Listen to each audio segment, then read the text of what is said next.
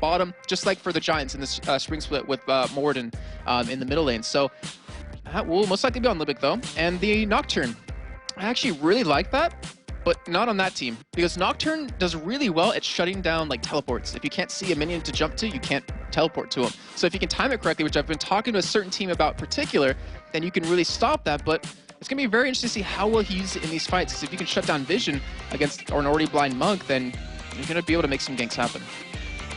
Diana and Zed currently being hovered over. We have seen the Time Lord Zillion being hovered over a number of times because they're clearly wasting time by doing that. Let's see if they do lock them in. Orianna would be the safe bet against the Nari in that mid lane. We have seen a number of Oriannas from Pharrell Lord worked very, very well earlier on today, as well as, again, this time Zed. We saw Zed in the last game, how strong he can be, but can be countered. I'm pretty sure that Ari is not that strong against Orianna. Like, but it's kind of they didn't nullify each other. Yeah, it's just like, to lock down the ultimate on her is really hard because she has her ultimate to get away with those 3 charges, so she's very mobile. But you do have the charm. It's one of those things where you're picking it like, I know I'm gonna have a tough time in lane, but it's for the better of the team. It's for the team fights. Like, you're gonna take that sacrifice early on to use it later in the game. I would love to see that picked because Brand is ridiculously strong right now. It's just people haven't realized how necessarily. I'm not gonna say how I know that, but I do. Sneaky. I do. But Any Brand. Huh? Any Brand combo. Someone, oh man, Cloud9 maybe going to break that one out. I hope so. Yeah, I mean, I think we can say, because yeah, it was on the first day of any LCS where they're already locked in the top 2 positions for the playoffs, so they can do exactly whatever they want. But it is going to be Zac being locked in as the final choice, so Kubon's going to be on that Zac in that top lane again. Interesting setup straight away there, Zac versus Zed. If that's not going to be a 2v1 lane. I'm trying to think, because with a Vayne Zyra, well, just with the Vayne period, you kind of want a 2v1. You don't want to go up against an Ezreal Nami who can lock you down, who can dodge your skill shots off of Zyra, obviously not Vayne. Obviously not Vayne. But, so I would assume that would be a 2v1. And Kerp, who on Zed, you actually have a little bit of nerf back in 3.7, I believe it was, or 3.8, where his Q damage was reduced in terms of going through all the minions. You can't wave clears quick, so he's going to have a tough time doing that. But if Arnett kind of camps his lane a little bit early on, make sure he doesn't get pushed out at level 1, he should be fine. Well, what do we look towards the junglers? We're seeing Makara, the fact that he's gone back to Nocturne. It was a champion that he used to use way back. And we have his Spin of Doom right there as we see the League of Legends logo. And there is alternate. Kerp looking intense, and I hope he's not giving us the V's there. Well, I don't know what that means, but I don't know what that means. Anyways, we do have right now that... I was just taking a look at the stats real quick, because Meteor Makers, we always talked about them taking the first turret really early on. And if they can get that first turret, then they can kind of control the game. But they've actually slipped back to 6th place, about 10 minutes and 16 seconds in this summer split. And Alternate, who pretty much are second in terms of first blood timing and first turret timing, it kind of leads me to believe that Alternate's going to keep up this early aggression, try to go for an early kill. And we saw earlier on today in the first game that Alternate played that people are trying to camp Kuban just like they did with Evil Geniuses, who, you kill him first, you keep him out of the game, you take his turret, and then you just kind of snowball from there. So I want to know if Arne is going to try to set that one up.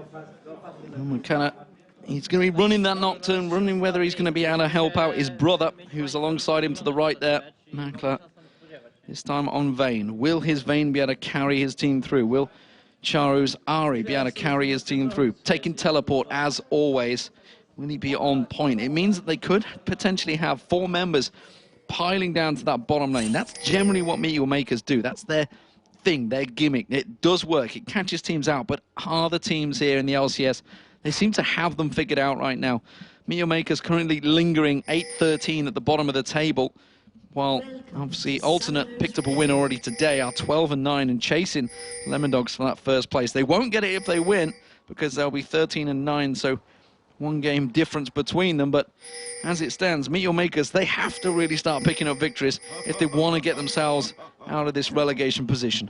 And you really think, like, the mental effect that it has on them, knowing that they're bottom position, or not bottom position, but really close to it, and they're up against a team who's been able to beat them 3 times already. Right now, Arne is going to go in on a Libic here. They actually might get the flash. Did you see the flash Aqua Prison, though? Yeah, flash Aqua Prison, but immediately countered by a flash from Libic. But that means both supports have used those flashes, so we'll see whether that gets used and countered by the junglers early on. They know the exact timers on those, so they'll be able to keep track. They did get that ward, of course, on the blue buff, so Alternate are going to be ready and waiting, and know they have vision. And Looking at Meteor Makers, they're setting up. They're wondering whether they're going to have a red invade. Doesn't seem like they are. Alternate don't look like they have any intention at all of invading. In fact, really, they've just gone simply for 2 defensive wards. I was actually thinking, would they try to go for a blue steal here? Because I think back to back to SK, back to a lot of teams that have been doing this, they realize the jungler doesn't smite the first buff anymore, so you can take advantage of that. SK did that against CLG EU back at Gamescom in 2012, so why not maybe go for the same thing here? And looks like Libic actually might try to go for that, but it will be spotted by a ward. Yeah, pops that ward out. As soon as he stepped forward, Forelorn was ready and waiting for that one, but it is going to be the blue buff start for both teams. We'll see whether Makana uses his smite. Don't believe he will be. Had heavy help from Kubon, so Kubon's going to be going into lane. So it will be 2v1 lanes. Kubon will be up against Creaton and J-Ree. That's going to be Ezreal and Nami in that bottom lane. Meanwhile, in this top lane, we see Makler and Libic setting themselves up. It's going to be Vayne and Zyra. They're going to be up against Kerp, of course, on Zed. We saw this actually happen in the game number 1 when they were playing against SK earlier on today, is that Kerp actually sticks with RNA in the jungle because there's no reason for him to go to lane right now. He's just going to get harassed. He's not going to be able to pick anything up. And it looks like he actually shares a little bit of experience with RNA there just so he can get his level 2 a little bit quicker so he can't be pushed out of lane right away.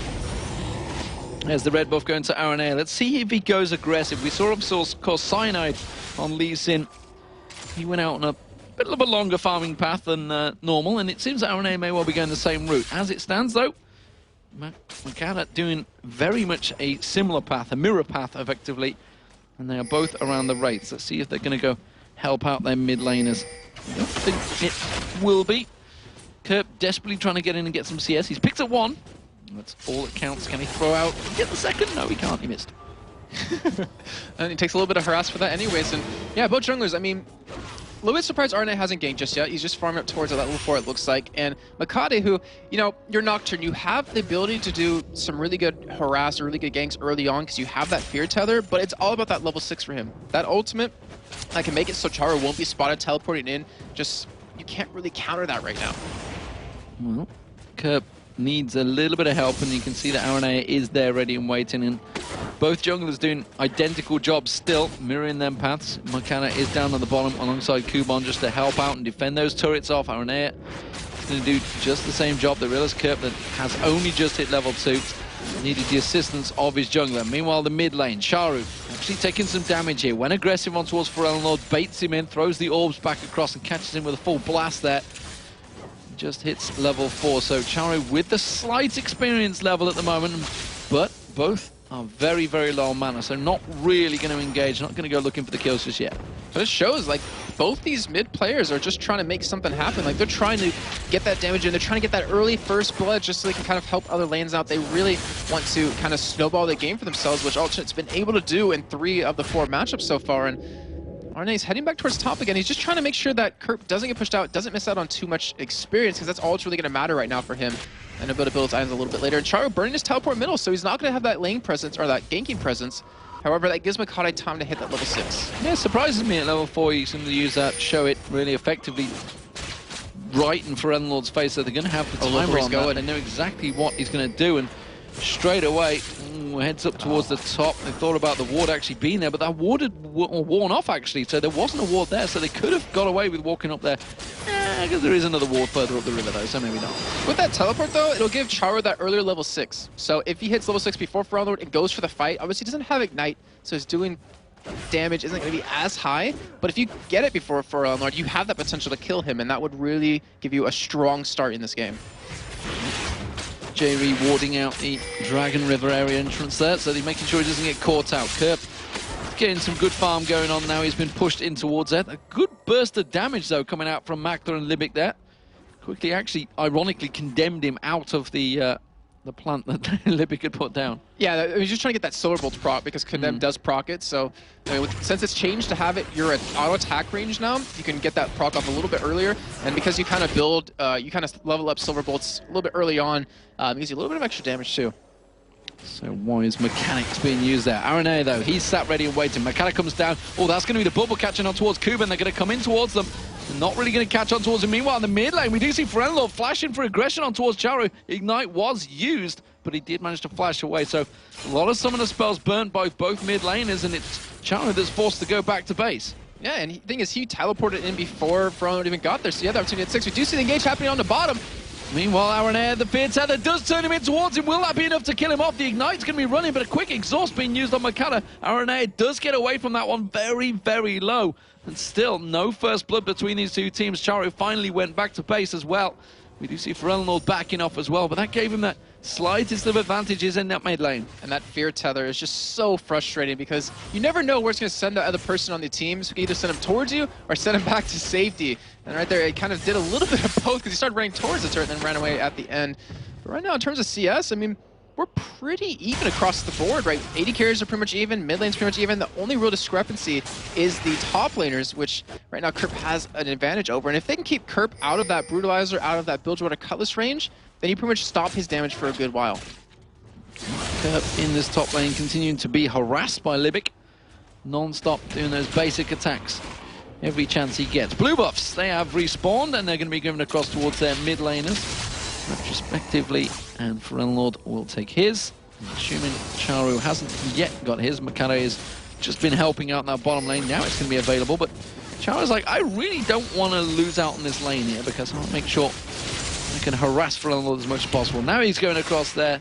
No harassment going to be coming out from Alternate, so it's going to be a free blue buff for Charu. Yeah, I just wanted to shove that lane. He didn't want to miss out on any minion kills, and obviously Ferelnord with that blue buff would be able to push it back. And both these mid laners are just trying to farm up these raids as much as possible, really reminiscent of that Season 2 before the jungle was changed around a little bit.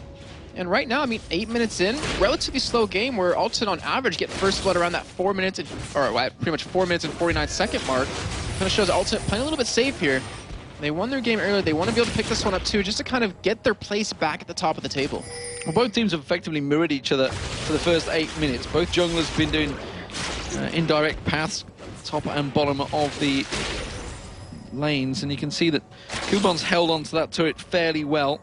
Meanwhile, in the top lane, it's still pretty even between them. So both lanes have put pressure on the towers, and it seems that Mealmaker's actually trying to work that one down, which surprises me. I would have thought Makta would be happy to stay in lane just a little bit longer. Yeah, I mean, just get a lot more free farm. And the thing is, once you take that turret down, it gives Kerp the opportunity to just start free farming. Like, if you don't keep him in check, if you don't keep pushing that top lane, or you don't make it so Zach can go up against him and kind of pressure him, then he's going to be a real threat, really hard to deal with. Well, Charu's taking a lot of harass from Ferelnord here, using that attack command, catching him where he stands and using the dissonance to put a little bit of poke on him, keeping good ball control over Charu right now. Makata is level 7, so he has his ultimate available. Ferelnord doesn't have flash up. If he can land that charm, this is going to be a kill.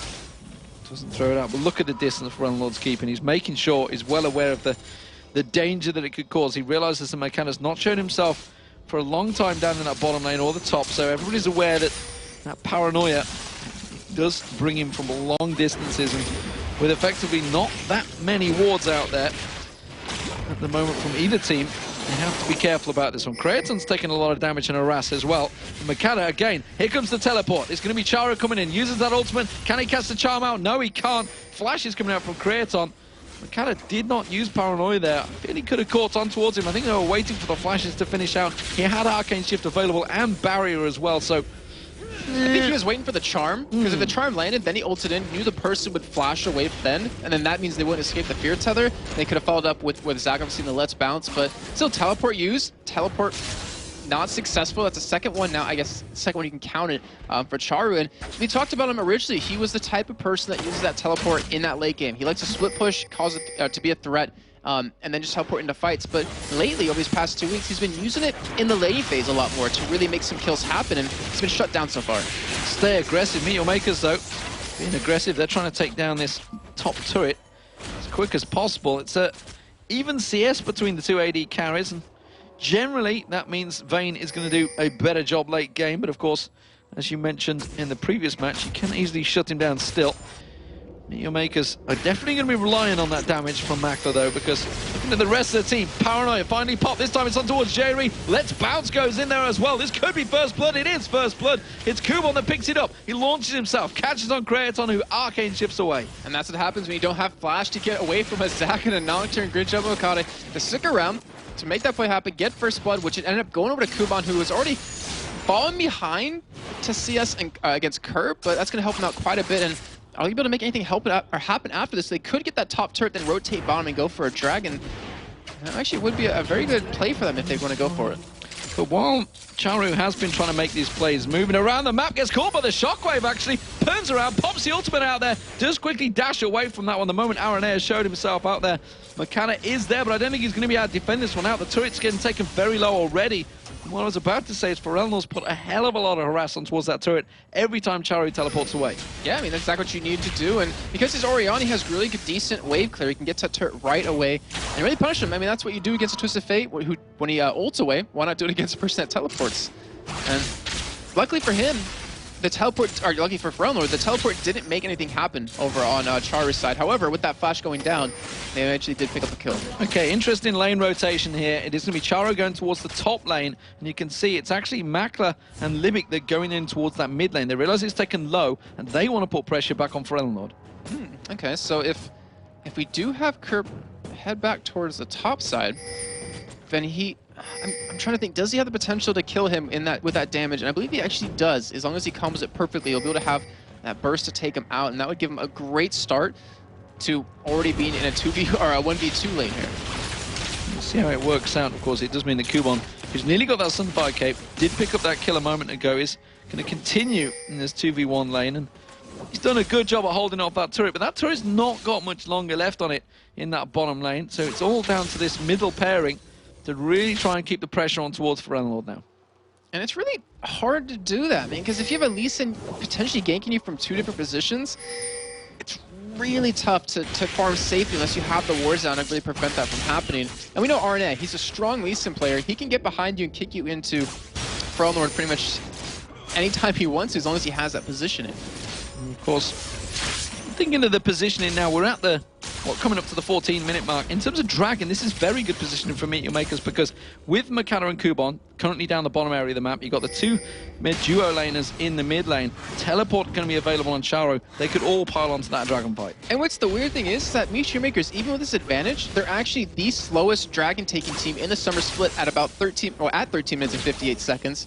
Or alternate, they're the 3rd quickest team at 10 minutes and 15 seconds, and yet neither team has necessarily gone for it just in the beginning of this game, because they're trying to play really safe here. Alternate, this is very unlike their normal playstyle. They're usually very aggressive, and right now they're just being very passive. And it kind of plays into the hand of Meteor Makers, considering they have a Vayne. Thenes has just been completed by Forelnor, so we'll see whether, with that item complete, when they try and create plays, it seems that this bottom turret is finally going to go down. Alternate will take that one down. Aranea came in to make sure of that, and are they going to fold on towards the Dragon afterwards? They are heading that direction, so not too sure whether they want to start it off, though. It seems that they're going to peel around the backside there. Very cautious of wards on the river. And in fact, they are going to back away from this one. Charu, he's keeping pressure in this top lane. He's trying to keep Kerp at bay, and Kerp seems a little bit unsure. Certainly not as sure as Bjergsen was in the last game about how he's going to be diving on towards Charu. Yeah, and that was actually with him having a lot of armor. When Bjergsen was up against X-Pekis. So he was able to burst him down, but because he just doesn't have his Build-to-Water Cutlass, which it's amplified in damage when he uses it when his ultimate's up on him, he doesn't really have that burst potential. Doesn't feel confident enough just yet, but Makana right now, ultimate available again. He's sticking around towards this top side of the map. He wants to potentially go for Kerp here and make this kill happen, or maybe they're even trying to bait in RNA right now. But if Makana shows himself, they will lose a Dragon guaranteed. Well, Makana is a long, long way on that river here. Hasn't been spotted yet. You can see the Dragon being started off. He's never going to get close enough to this one. It's going to be Alternate taking this Dragon, and nothing at all that Meteor Makers can do. This teleport on towards the red, cancelled by Charu. That was that was a brilliant position to put a ward too, because whoever checks in that pit to like have vision of someone coming in, never. I mean, that was just so far in deep lines, which is what Meteor Makers used to do a lot earlier in their season with their really aggressive warding, allowing Charu to have opportunities like that. But unfortunately for him, doesn't really get anything off that teleport, but he does get the cooldown cut in half because he did cancel it himself. He did cancel it himself, and we'll see when that's back available, whether he's going to try and use it and go aggressive again. It seems that he's going to give up on pushing that top inner turret. Also going to be a change around in the mid lane, it seems. Makler's backing off. And Libic, well, they pinged him. They said, we know he's here. Pink Ward war has begun. And it's going to be J-Reed taking down that pink ward of Libix. As the ping was just there. Actually, no, he missed it. No, he did get it. He got it. Yep, got it actually perfectly. So, battle is really tough because this allows someone to rotate in through a team. Like even come in, like Arne is right now, he can come in for a gank through that spot. He can have Frontlord go down to the bottom without being seen until he gets there from that spot. But with it being out of that laning phase, with teams grouping up middle now, War doesn't really mean as much. So 16.5 minutes gone, 1 kill. It's a riveting match so far, I feel. I'm pretty much on the edge of... No, I'm beyond the edge of my seat. I'm actually up and stood up and watching. I may have to sit back down in a moment because, frankly, these teams are not really going at it like we like to see. Something like I'd like to see. And I feel you guys at home may be on the same page as me as well. You need to get a little bit of excitement wrenched into this match. Maybe it will start to kick off in a moment. Generally, when you see these matches, when they do take a long time in the laning phases to build themselves up, it tends to suddenly snowball very quickly. Yeah, it gets really explosive out of nowhere, and we're pretty much in the perfect game for that. Like, I can feel it. It's starting to get to that rim. It's starting to get to that breaking point where it seems like, all right, I want to fight. I want to make something happen. I'm getting bored myself. I want to, like, make a play happen, go for Dragon, go for a Bear, and make some plays. And right now, I think also just with the lineup they have, like, they could be the ones to make it happen, even though like Meteor Makers, they have a very well-farmed Vayne right now, has a Blade of the Rune King, like they could go for some fights. Smackdown can 1v1 pretty much anyone right now. Well, you think of the games that we had of Alternate, you think of the matches we saw, and you think these were the Kings of Chaos. That's how they beat the Gambit. Exactly. That's how they went up against some of the teams. I don't know if they actually did beat Gambit with that one. It was 0-3 now against Gambit. Yeah, they didn't beat Gambit. They were the only ones that they couldn't actually beat. They've beaten everyone else at least once, apart from Gambit. So, bad example, Lee. but we know what you mean. Like, that's exactly what they thrived on. And in that game, the first game we saw them play against each other, Gambit actually out-chaosed them, out-controlled them. I mean, it was just very well done. And also, they just seem to have, I don't know, like, they changed their style up. And it's not like it's not working out for them. They're still at the top of the table, but obviously it's not going to be as exciting as you'd hope for. No, but the mid lane turret has gone down. Frontlord worked very hard on getting that one. And it's Alternate. They now have themselves an advantage in turrets. And Makler was moved into that mid lane. RNA has been forced away from the blue buff, but they have managed to get themselves a pink ward down. True Shot Barrage coming across. Will it cut him towards Sharu? Nope. Just going to miss him in that bottom corner. He was pushing away. That'll catch him out, though. Leaving Shadow and a couple of shurikens find their home. And Kerp prevents him backing off. Makler's coming across, though. Are they going to try and catch someone out here? No, simple ward placement. And Frontlord covers that one off. If you look what Kerp has, he actually went for a boots mobility, so he wants to be able to roam around the map quickly. He wants to be able to get back to his lane very fast to push it back out again, because he knows Char's going to stick there. He's going to keep split pushing. They're going to funnel farm into him and allow him to try to 1v1 anyone and keep some aggression on that second turret. So 19 minutes gone. Just about 2,000 gold almost, give or take. We don't mind the old 100 gold. We don't really count that bit. It's not really important. But it is a 2-1 turret advantage for Alternate. And that generally means that Meteor Makers are starting to fall behind. And when they fall behind, they fall into trouble, and that's how they find themselves in this situation already. The fact they were only 8-13 and they were 4-0 in week 1 tells you just how many troubles they have been over the last 8 weeks. And currently, starting off today, it's continued that way, unfortunately, for them with a defeat to the Lemon Dogs, who, in fairness, were top of the table, but it was the first defeat they've actually had to the Lemon Dogs so far this season.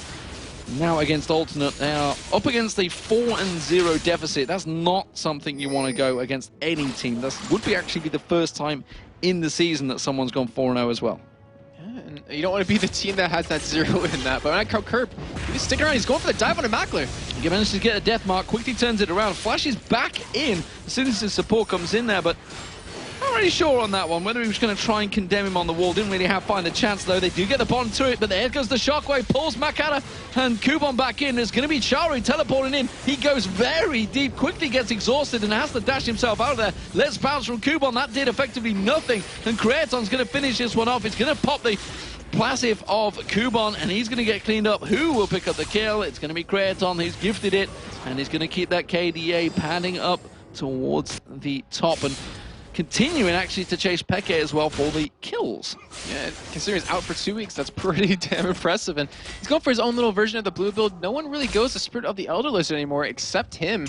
And I mean, you can't really say anything bad about it when he's constantly winning games with it. So with that little bit of CS lead, with Dragon coming up about 5 seconds, Alternate with that kill are already set up for it.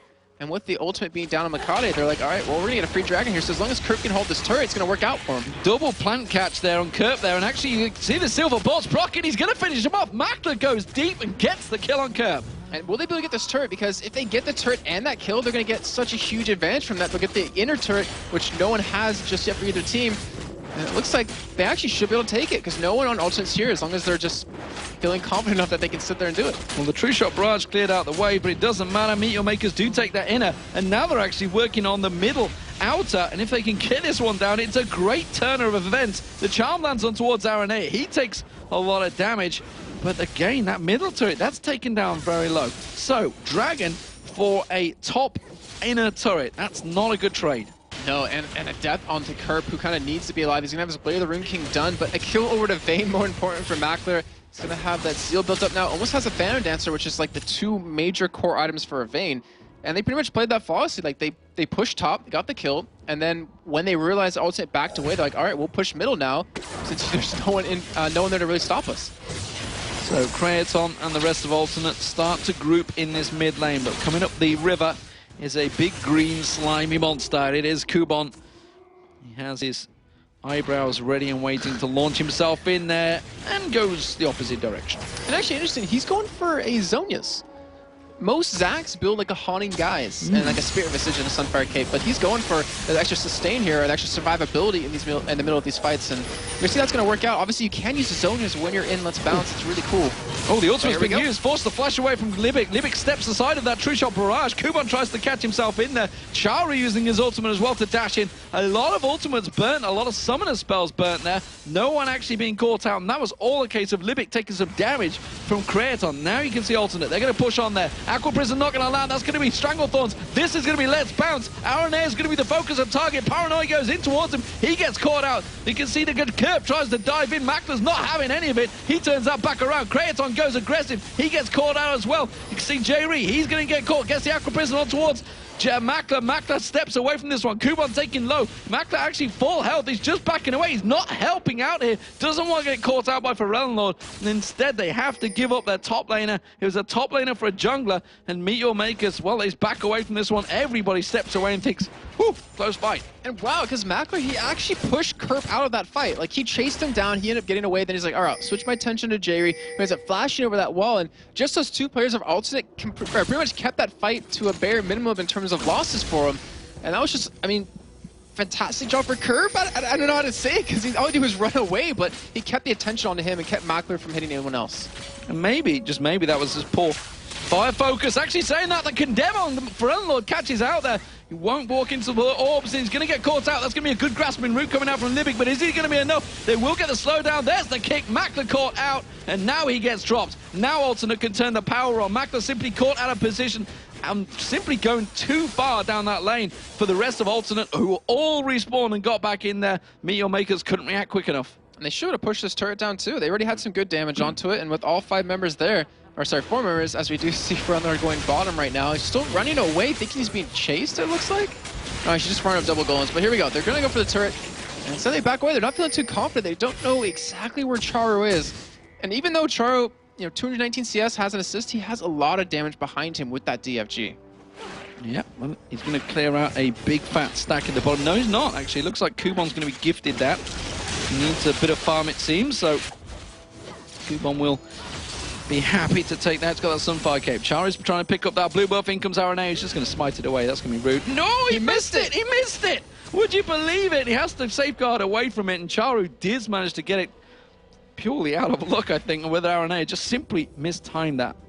And that was huge, because that allows Charu to obviously have the blue buff so he can kind of fight a little bit more at turrets, but the cooldown reduction on his ultimate, on his abilities, is just going to help him so much, because they're dependent on a lot of his damage right now. Him and Makler, where Coupon, yeah, he does do some damage, but he's not the main damage source for the team, and we know how damn good Charu is on his Ahri, and that might come back to bite Alternate on the butt a little bit later. A big wave on that top lane. Kerp is pushing in there, but Makler's coming up, not afraid to back out of a fight from Kerp already. We've seen that Terra is very low, but Makler's going to be able to defend this one off, and he's getting himself a lot more farm. Actually pretty close in terms of CS between them, considering they're both 200 plus. It's just a 20 CS gap between the AD carries. In terms of gold, though, you can see it is Creaton, of course, with a 1,000 gold lead because he got those 3 kills compared to the 2 earlier on. Meteor Makers, though, they are not down and out just yet, despite the fact Alternate are starting to gain those advantages. It is just 2,000 gold, or 1.5 effectively. And Makata, he's waiting in the wings. He's waiting for someone to bait on towards Makla, and then that paranoia will get popped. But Kerp, yeah, he's not really falling for this. Yeah, and Makati hasn't been too effective in this game just yet. I mean, he's had a couple of ultimates. He obviously did get first blood bottom lane, but ever since then, like, he hasn't really been able to make anything happen because they're out of that laning phase already, because they're depending on catching someone out of alternate off guard, or at least by themselves. And right now with alternate, they're just grouping up. They're staying together. They're not allowing that paranoia to pick anyone off, because if Makati does commit in a team fight to go into the back lines, he's just going to die. And alternate realizes that. Well, there's 25 seconds on this dragon, which probably will be the focus of target. Alternate keeping that wave going up the mid lane to try and keep them occupied as they rotate around, try to get that ward coverage down. But Meteor Makers are well aware of the situation. Makata, yeah, they're gonna be checking all those bushes, not gonna walk in towards the banana bush, just unaided, throwing those plants down, getting full vision.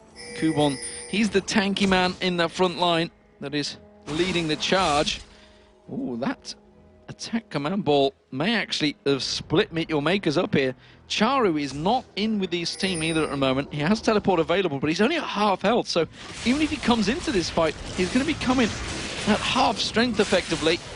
We're going to have to wait to see whether Kubon, he wants to launch himself in. And they're not going to go for it instead, but will they actually go for the fight? We have the paranoia coming down. Where's he going to go? That's the question, and they're launching on towards Pharrell. They catch him out. They do manage to get the kill. Shockwave didn't quite land on there. They turn it back around. They get on towards Kerp even. And I was going to say Crepo. He's in the other room watching. He doesn't die there. Don't worry, guys. He's still fine. It is going to be Creaton was the next focus, but they're back away. 2 kills for a dragon. About even. But not over. Meteor Makers, they're going to go for a Baron off of this, so they're going to come out ahead as long as they can take this. But RNA, he still is up. He doesn't have Smite. Meteor Makers knows this because he just used it on Dragon, and it's all about them here. They should be able to pick up this Baron if they can defend it well. Well, True Shot Barrage is available, and they're going to have to do a fantastic job at keeping Meteor Makers occupied here, though. Libic's just going to fend them off. He's thrown out those grasping roots. Oh, RNA caught in the charm. He might get locked straight up there. He's already very low. Libic does get taken apart, though. Creaton uses that True Shot Barrage. Doesn't manage to get on the White Baron. That will get picked up by Meteor Makers. And they are going to step away from this one. Will they catch on towards Creaton? They're going to launch in there. Kubon very low. He manages to get the slow onto Creaton. Is he going to be enough? The orbs come through? No. One more bolt would have done it, but Makla couldn't land it. They will try and pick up this middle turret, but the rest of Alternate are backing and reacting. Kurt might go aggressive. He uses that shockwave. Nicely done there. And that's going to be Lord helping out, picking up the kill on towards Makla. The AD carry goes down, and what a waste of Baron that was by Meteor Makers. It was really unfortunate. It was a great job of them to pick that up because it takes us pretty much dead, even in gold. But when you lose a Vayne with it, like, that is a huge deal. You kind of need that extra damage. He went for a QSS kind of survive a little bit longer, and Lord, because he died before his ultimate went off at that dragon fight, he had it up for that one and was able to lock him down and pick up the kill. And now Meteor Makers, I mean, they're gonna be happy they took Baron. It keeps it off the map and it keeps it not a threat anymore for Ultimate to take, and that kind of helps out.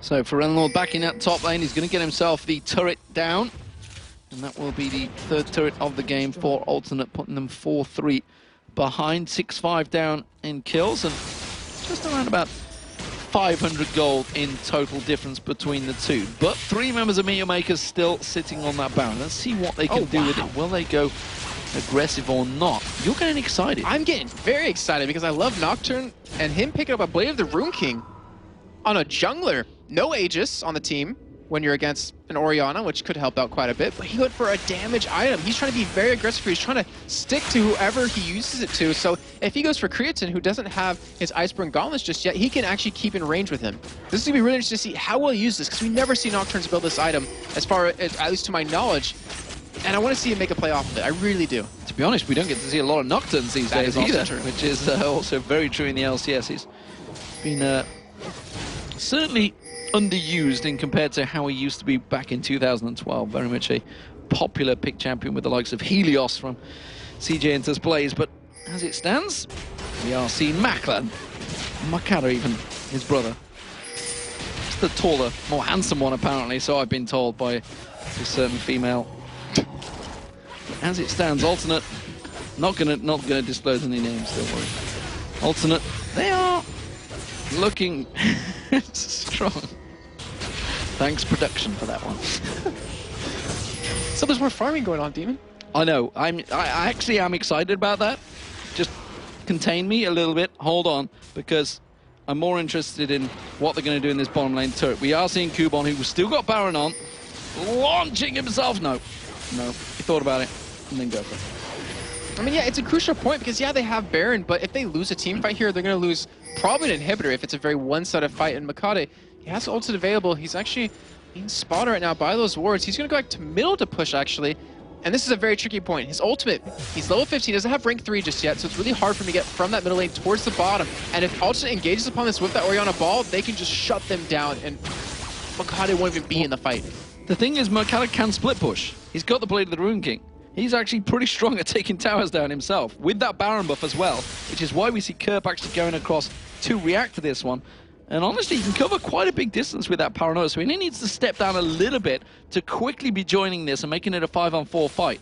But with Alternate, they have great wave clear potential, and as you can see, Meteor Maker's actually not getting remotely close to this turret.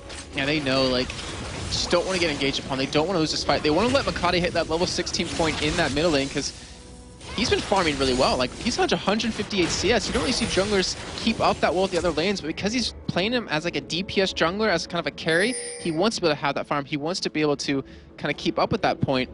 And you actually almost got caught out right there, but also they've been able to hold on to that turret, and right now, Mutual Makers have only gotten the first middle turret off of this Baron, and at the cost of Makler's life. And that is the Baron worn off, so it was a Baron of opportunity after all, and not really something that they used so successfully, but it did keep Meteor Makers in the game and actually put them in a bit of a driving seat. Kubon ready to launch himself, not going to go for it just yet. Yes, he will. Shockwave used nicely though by Ferelnor, caught out Charu and Makade, quickly turning the tide, and Meteor Makers having to back away from this one. Aranea seeing if he could catch anything out. Grasping roots being thrown out from Libic just to slow the charge of Alternate, who used that ball to try and speed themselves up. Kubon launches himself back in. Let's bounce going. Where's the Paranoia going to go? It's Ferelnor they're going to focus on, but Makade already very low before that even happens. Stranglethorn does manage to land. Quickly, Kerp takes down Makade. Next target's going to be Charu. He gets dropped. Makler gets taken down. His Creaton that picks up the kill there. They turn another one. That's going to be Kubon going down. Libic's going to be the ace, and that's another kill. A triple kill for Creaton. And just like that, a strange turnaround fight from Meteor Makers when they were already very low. They dive in on Alternate, and it was what a mistake of the Maker. Scumbag Creaton flashes in to steal that last kill just to bring up his KDA a bit more right now. No deaths, 7-0-2. And yeah, you're right. That was a really weird fight. It was a smart idea out of Meteor Makers. I will give him that, because they knew that Ferelnor's ultimate wasn't available. But you called it in the middle of that fight. Makade ults in, and before he even gets to his target, he's almost dead. And they were able to just single them out, burst them down quick enough to pretty much stop the entire charge of Meteor Makers. And now, Alternate, with that inhibitor going down, they have a lot of control on the map. They could go for Baron when it comes up here in a couple of minutes. They have a Dragon to take if they do want to, and a lot of gold to spend. Well, Creaton the KDA King, keeping them stats padded, like you said, but 7-0-2, you can't sniff at that. It's the build that he used pretty much way back when in week 1, and he's continued to use it while the rest of the world moved on, and it seems to still be working for him. So maybe, just maybe, the rest of the world should be taking another closer look at that build. Maybe indeed. I might have to go home and be like, hey, I'm going to build this and see if it works for me. But obviously I'm not at the same level of skill as he is, so even with his broken hand, I'm nowhere near it. But right now, for our Alternate, they have Baron come up in 30 seconds. Like I said before, they have the inhibitor down. They can split push if they want, or try to bait a fight out at this Baron, force Meteor Makers to leave their base and defend it. There is one thing, though, that Meteor Makers has in their favor. If they can get a ward down on that Baron and Paranoia in, you could just fly by steal it. And there is always that possibility, and if that happens with how many times Baron has thrown games before, Meteor Makers could come back. But right now, we're going to see Makade get engaged upon, and he's just going to spell shield that Q away, so he's not actually going to get fought here. And that actually would have been a nice engage for Alternate, even though they didn't have Ferelnor or Kerp there. Alternate set up now. Baron has spawned. Wards have been placed at least slightly on it by Meteor Makers, but Jerry with that Oracle is going to clear out anything in and around it. So effectively money not so well spent, but you've got to take your chance. You've got to get the wards in there, and sure enough, Charu goes straight in there. We just managed to land that charm on towards Kerp, but that was funny. He walked backwards because he's trying to go to a path to actually get to him. So it's kind of funny. Actually saved him from taking any damage from Baron, or the possibility of it at least. So Charu in the top. He's going to continue to farm out. He's got a lot of damage. Libic had a bit of a stretch on your screen in the bottom corner there, so he's ready and waiting to go. It is actually just approaching midnight here in Cologne. We have one more match to go after this one. It's going to be definitely a long night here, as expected, with 6 matches. And, of course, 6 matches tomorrow as well, but starting at an earlier time, 2 hours earlier tomorrow, I believe. So make sure to check your schedules on when everything will be happening here in Cologne in the European LCS. But as it stands, Alternate have started off the Baron. It's not quite twerking under the water right now. It is starting to jive to Alternate's beat. And it seems that Meteor Makers, they are ready to join the party, and they want to get their maracas on the go. You can tell, I mean, just from all games that get in this position, that this is his jam right now. He's twerking out to it right now, as you saw right there. He wants to dance. He's looking for Soaz. Where's his dance buddy? But right now, also, they're just backing away. They're actually going for engage on Libic. He is dead. Bam. No getting out of that one. He was caught out, and that's actually a number of times that Kraton has caught him out. And obviously, being Ezreal, it can be very quick to catch onto someone with those Iceborne gauntlets. It's going to slow you down, and there's not really any escaping. And when you've not got a great deal of hit points, you've only got that Ruby Sightstone to just try and stack you out. It's going to be Charu getting caught out. He's going to have to try and get away. The wave gets thrown out there. Makala going aggressive. He's trying to get the damage on towards Aranea, trying to take that smite away from them. As you mentioned, he can do that drive-by with that paranoia. Makala lingering right, but he's not got a lot of hit points, and now he's got none because he gets caught out by the shockwave. Makler also getting bounced out. Aranea kicking him back away from that one. That is going to be the Baron for Alternate. Very well played by them, too. I mean, we've seen a lot of Baron dances or a lot of Baron fights go haywire, but right there, they controlled it so well. I mean, every time someone Mutual Makers approached that Baron, they went over that wall right after him, and that is what's so great about Lee Sin. He just has the ability to get over that wall constantly, has the ability to get back and join into that Baron again. And right now, also, they're going to go for a push on this turret. They're going to get it. And with the Superman still pushing middle right now, they can just wait this out, or they can just go straight go for it, because Makati is still down for 20 seconds. They have a 5-on-4 fight if they want to. And right now, Char's ultimate isn't up. Yeah, there's not a lot going to stop them here. They can just keep doing. They can see the inhibitor turret taken down. Half the hit points. It's gone. No problems there. This is the second inhibitor of the game going down, and Alternate are looking in the driving seat here to take themselves another victory. And closing out 4-0 over Meteor Makers. There's the inhibitor gone. Now the 2 inhibitors gone. Oh, Kuban actually launched himself in there. Got an ignite on the back just for the sake of it to go with that already Sunfire K burning. Alternate back away. They've got themselves a Baron. They've got themselves a stack of gold. And they are just going to make sure they can secure the game. They have a nice little bit of a lead, too. Not quite 10,000 just yet. But 2 inhibitors down, I mean, it's really... I mean, it's going to sound kind of bad, but it's really hard to lose a game at this point when you have those down, because you just with the Superman waves pushing, like, you have so much pressure in the enemy base. And right now, look over at Creatin's build. He has a Mercurial Scimitar, and he has a Blade of the Rune King, and he has a support Jerry with Mikhail's Crucible. So even if you do catch him at any form of CC, he's going to get out of it from his own. Catch him again, he's going to get out of it and a heal from that. So it's really hard to do anything about him, and he's 8-0-3. He's been making all these plays happen. And Mutual Makers, they just don't have an answer for him. And we should talk about Jerry, because his KDA is pretty high as well, because of all the help he had from Kraton in the early days. And it's been affected. White Knight came in, and to be fair to him, he did a pretty good job as the AD carry. Not quite on Kraton's level, though. Yeah, and I really wonder how Kraton's been practicing with a broken hand over these past 4 weeks. Like, how do you do that? He used the trackball, clearly. It was Kerp's trackball. Oh, God. Oh, man, that would actually be really funny if he did switch over to that. But right now, Alternate, they have the top inhibitor down, they have the middle one to take. And right now, Mutual Makers, they're just kind of running away. They know they can't defend this, even though it's pretty much at that point where they have to, and they go in. They're going to launch in. Kuban is not going to use Let's Bounce. He doesn't catch on towards him. The inhibitor is going to go down. One more shot would have done it. Kraton's going to step in.